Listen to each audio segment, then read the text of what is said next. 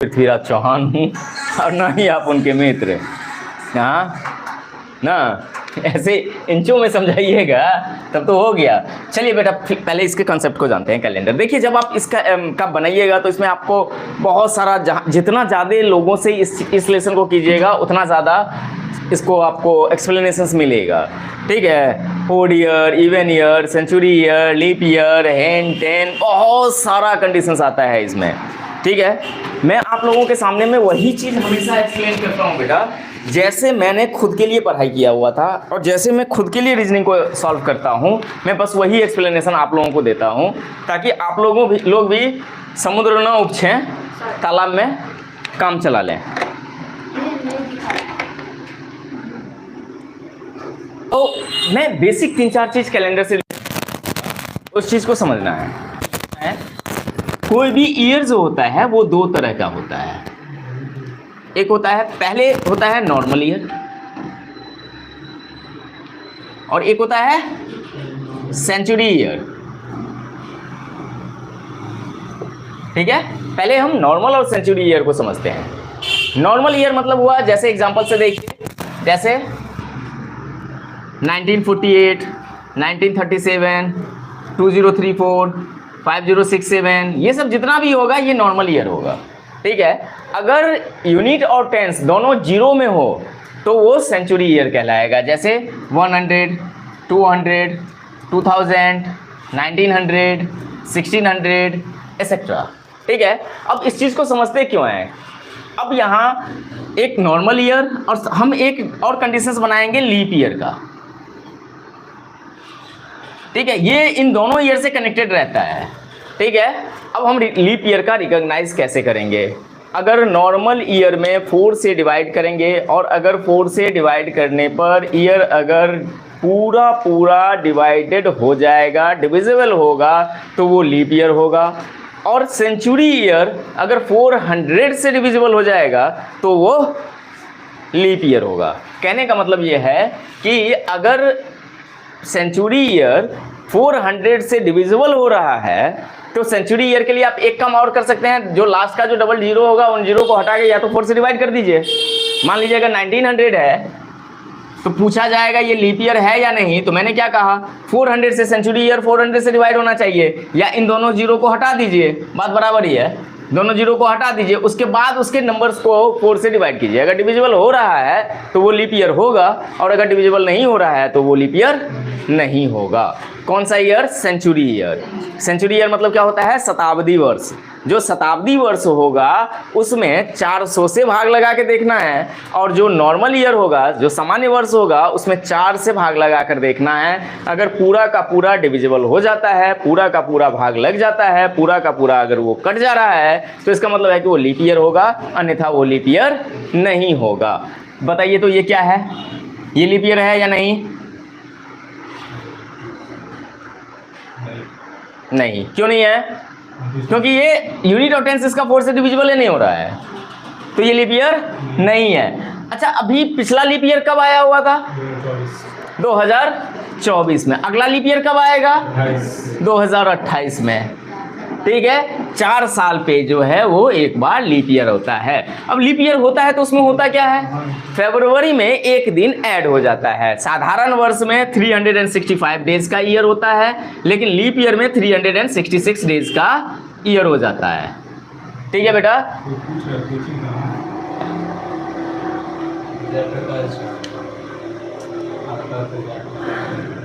पता नहीं, आप लोग मैसेज कर दीजिए कोलकाता, बस उतना ही करना है। ठीक है बेटा, इतना का अगर समझो प्रॉब्लम डिस्टर्बेंस होगा। तो बेटा साधारण वर्ष में कितने का होता है? 365 डेज का। और लीप ईयर में क्या होता है? फरवरी एक दिन बढ़ जाता है। वो कितना का हो जाता है? 29 का फरवरी हो जाता है, टोटल डेज हो जाता है 366। क्यों होता है? किसी भी में जब अपना लोगों का जीके जीएस का क्लासेज होगा तो वहाँ एक बार पूछ दीजिएगा, तो वहाँ हम अच्छे से एक्सप्लेन कर देंगे कि क्यों ऐसा होता है। ठीक है, ये हाँ, ये जो है रिवॉल्यूशन इफेक्टेड होता है। रिवॉल्यूशन का जो हम लोग 365 डेज रखे हुए हैं, अर्थ में 2 तरह का रोटेशंस होता है, तो ये उसके ऊपर डिपेंड करता है। उसको हम उस समय में बेटर एक्सप्लेन कर देंगे। तो ये समझ में आया लीप ईयर क्या होता है, कैसे होता है, किस कंडीशंस में होता है, ये तीनों चीज हमें समझ में आ गया। अब यहां पे क्या करना है बेटा, ये चीज हम अच्छे से जानते हैं कि वीक में 7 डेज होता है। ये आप लोग जानते हैं कि नहीं जानते हैं? एक वीक में 7 डेज होता है, जानते हैं? अच्छा, अगर ये जानते हैं तो मुझे बताइए, जो बिगिन कहां से करेंगे, संडे मंडे से करेंगे या मंडे ट्यूसडे से शुरू करेंगे? चलिए, अभिषेक बाबू का कहना है संडे से। हाँ, नॉर्मली वीक में उसका कहना है कि संडे से बिगिन करेंगे।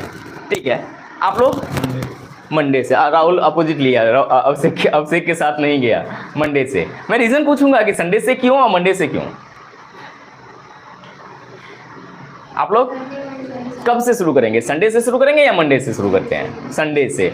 संडे से अभिषेक की संख्या ज़्यादा होती जा रही है, 3-3। अब ये दोनों डिपेंड करता है कि कौन राहुल तुमको बचा के रख रहा है और कौन नहीं। हाँ, संजना बोलेगी मैं दोनों में से किसी के साथ नहीं हूँ। मेरे हिसाब से ट्यूसडे से कर दीजिए, बजरंगबली का दिन है। संडे मंडे ट्यूसडे गिन के देखिए। बेटा जब दिन की शुरुआत करेंगे तो भी आया है संडे, मेरे साथ 4 लोग। देखिए, अब वो कमेंट संडे को ले रहा है।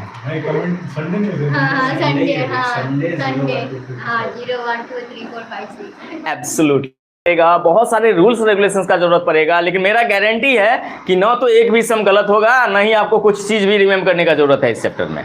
मैं कुछ भी रिमेम्बर करने के लिए आपको सजेशन नहीं दूंगा, आपको रिमेम्बर करने का जरूरत ही नहीं पड़ेगा इसमें। मेरा जो है ना, मैं ना तो ट्रिकी यूज करता हूं बेटा, ना ही प्रोसेस का यूज करता हूं। बेसिकली मैं बिहार से हूं।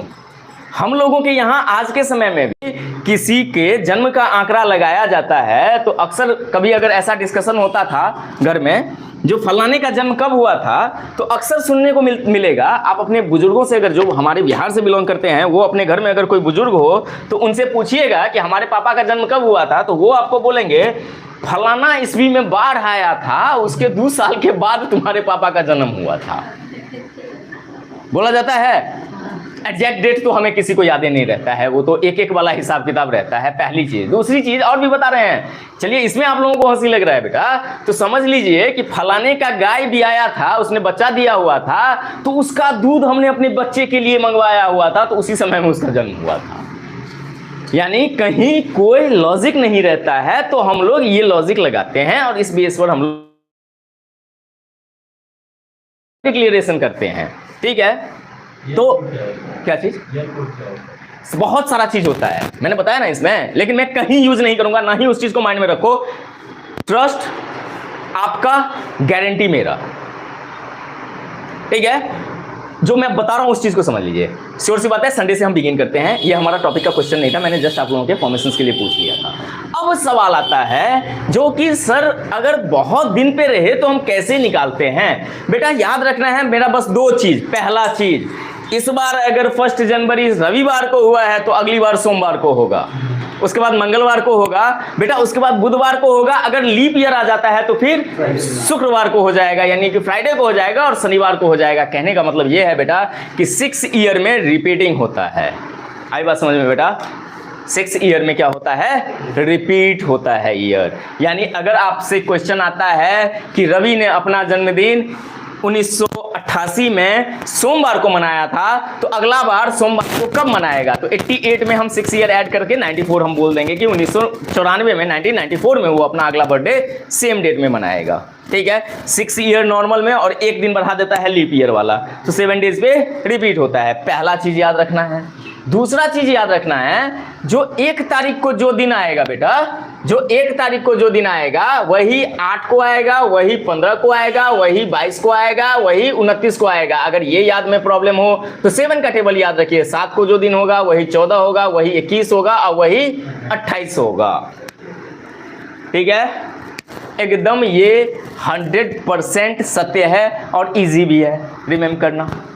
2 कंडीशंस ये रहा। पहला कंडीशंस मैंने क्या बताया है, 6 ईयर पे रिपीटेशंस होता है, और मंथ में क्या होता है, जो 7 को रहेगा वही 14 रहेगा, वही 21 रहेगा, वही 28 रहेगा। ये भी रिमेम्बर करने में आई होप सो कि प्रॉब्लम नहीं आना चाहिए, इजिली रिमेम्बर होगा। मैं कहीं ऑड इवन इन सब पे कहीं नहीं जाऊंगा, आप देखते रहिएगा।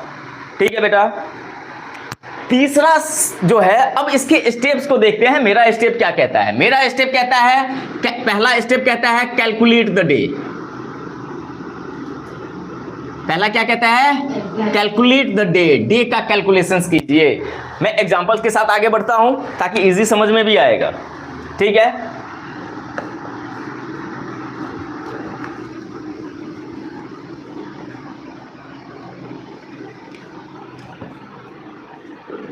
ट्वेंटी मई 1988 को संडे था, एज्यूम कर लेते हैं संडे था। तो बेटा 31 दिसंबर ले रहे हैं हम, ठीक है। 2000 में कौन सा दिन आएगा? अब आप ये सोच रहे होंगे कि सर तो पहला बोले हैं कैलकुलेट द डे, तो कहां से कैलकुलेशन कीजिएगा आप?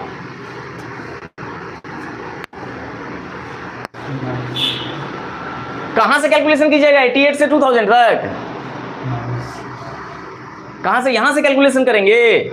अगर यहां से कैलकुलेशन करेंगे तो फिर उसका क्या होगा, जिसने ये कहा था कि 6 साल पे रिपीटेशन होगा? ये भी तो रूल है, 6 साल पे रिपीटेशन होगा, ये भी तो मैंने बताया है। तो हम देखते हैं बेटा, एक डेट इमेज करते हैं 20 मई का 1988 का, ठीक है। जो 20 मई 1988 को क्या होगा, तो बीच का 2000 का बेटा कितना है, 12 साल, 12 ईयर, 6 ईयर रिपीटेशन।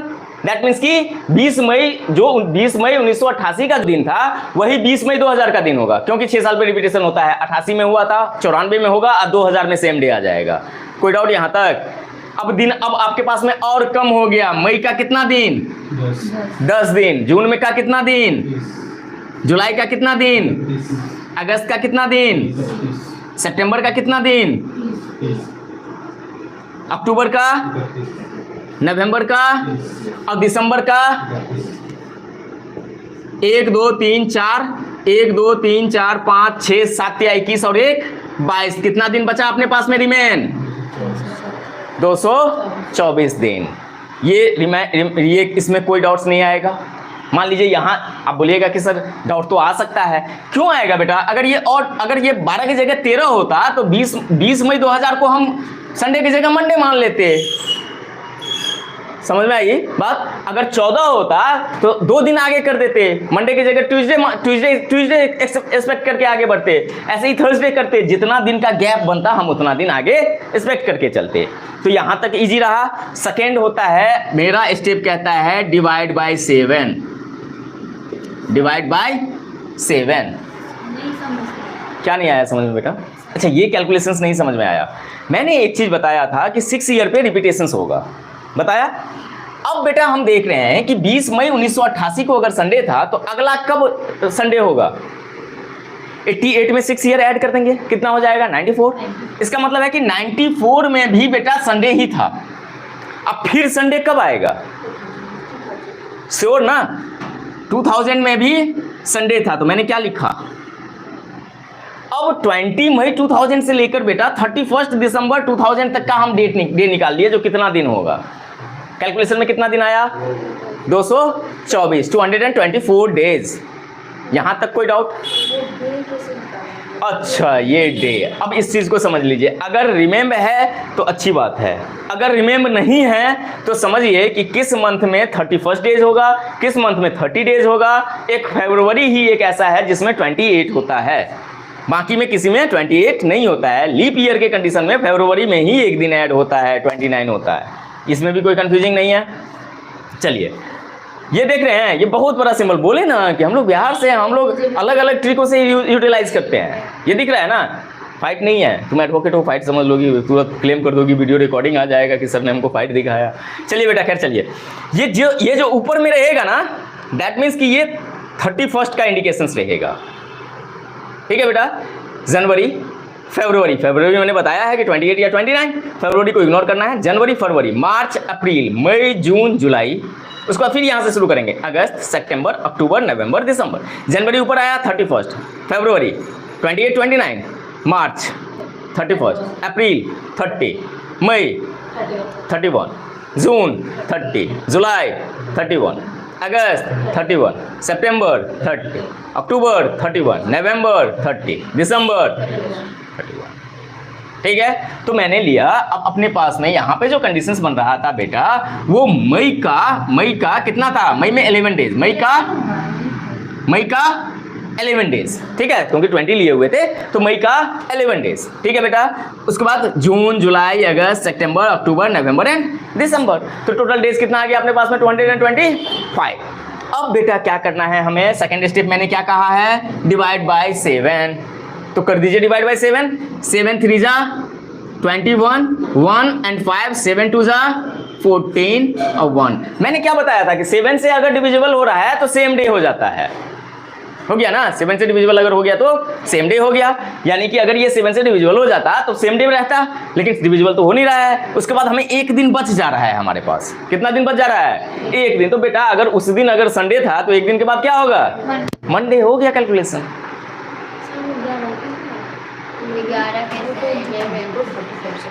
20 दिन अगर मई में से चला गया तो मई में तो 31 डेज होता है ना बेटा, तो लेस कर दिए इसको। मई, जून, जुलाई, अगस्त, सितंबर, अक्टूबर, नवंबर, दिसंबर।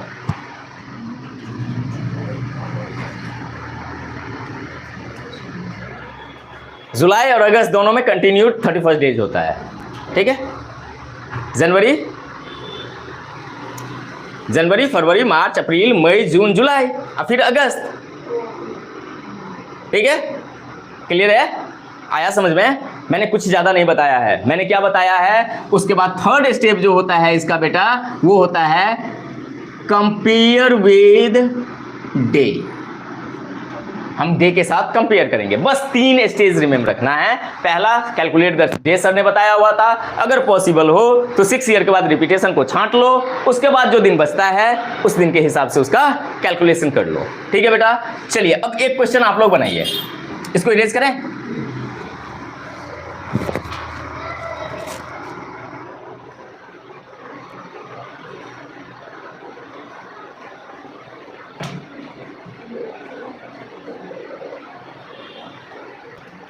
धन्यवाद जयप्रकाश जी। लेकिन मैं इसको फॉलो नहीं करता हूं जयप्रकाश जी, क्योंकि मैं पहले ही क्लास में शुरुआत में ही मैं बताया हूं कि मैं ऑड इवन या ईयर वर्षों को फॉलो करके नहीं चलता। मैं बस इन्हीं 3 स्टेज से अगर कहीं का भी अगर डे हो तो उसको कैलकुलेट करता हूं और इजीली कैलकुलेशंस होता है। ठीक है बेटा, इरेज करें। राहुल अब से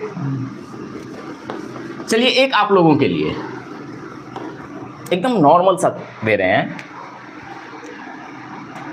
21 जून अगर मंडे इन अ सेम ईयर, पहले हम सेम ईयर पे निकालते हैं। ठीक है, तो 31 अगस्त को क्या आएगा?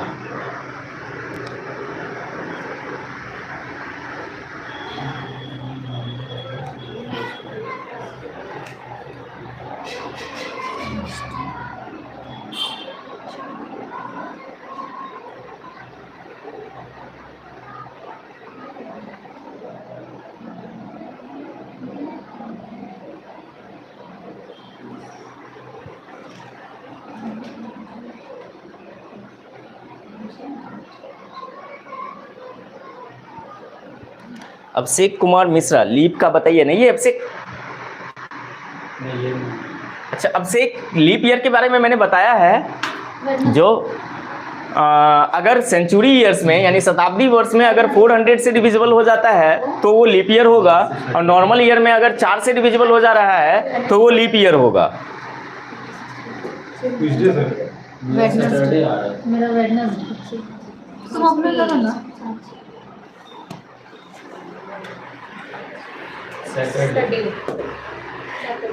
क्या बात है, किसी का सैटरडे, किसी का कुछ। कितने का सैटरडे? तुम्हारा सैटरडे, आपका सैटरडे, आपका नहीं हुआ है अभी। आपका बेटा वेडनेसडे।